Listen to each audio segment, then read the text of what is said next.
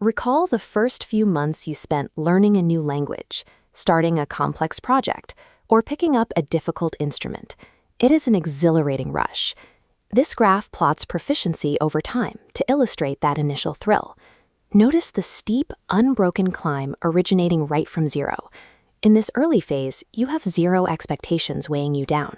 Every attempt yields progress, and your brain exhibits high neuroplasticity, the physiological ability of neural networks to reorganize and adapt to new information. A total lack of existing knowledge makes you a sponge. The beginner phase feels intoxicating because your internal systems are optimized entirely for growth. But look what happens to the line on this same graph a year or two later. The growth halts, and that climb turns horizontally into a long, stagnant plateau. This is cognitive entrenchment.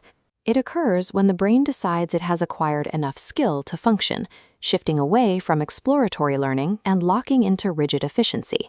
At this stage, your ego steps in. It takes the label of expert and attaches it to your identity, building defensive walls around the knowledge you have already acquired. You begin to reject contradictory data or better methods. Adopting a new approach would mean admitting your current one is flawed, and the ego fears losing its established status. The knowledge you fought to acquire has become the exact cage preventing you from moving forward. Ancient disciplines of the mind designed systems specifically to combat this mental stagnation. In traditional Zen environments, practitioners undergo rigorous training to empty their minds of preconceptions, often sitting for hours in disciplined Zazen meditation. They formalize this mental reset into a concept called Shoshin. Translated directly, it means beginner's mind. The Zen master Shinryu Suzuki captured the core philosophy. In the beginner's mind, there are many possibilities, but in the expert's, there are few. In this tradition, mastery requires the active maintenance of an empty vessel, a mind that remains capable of receiving new information even after decades of study. Applying Shoshin functions as a tactical weapon against your own mental rigidity. The first mechanic involves detaching your identity from your knowledge. Reframe your internal narrative. Move from "I am the expert who knows this" to "I am the explorer investigating this." The second mechanic relies on the power of simple questions. You must abandon the fear of looking like a novice in front of your peers. Growth requires forcing yourself to ask why, even when your ego insists you understand the how. The third mechanic is resetting the baseline. This means treating routine situations, like a weekly staff meeting or a 10-year relationship, as if you are experiencing them for the very first time.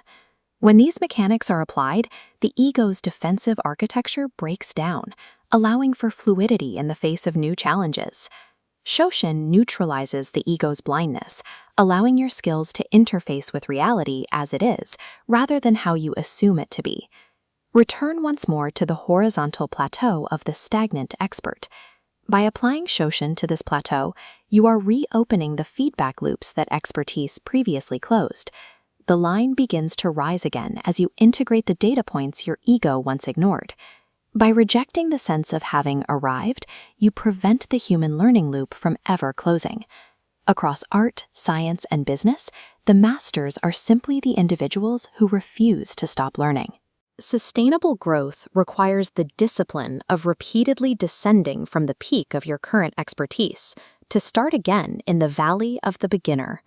You can test this architecture out immediately. Identify the single area in your life where you feel most confident, the domain where you consider yourself an unquestioned expert.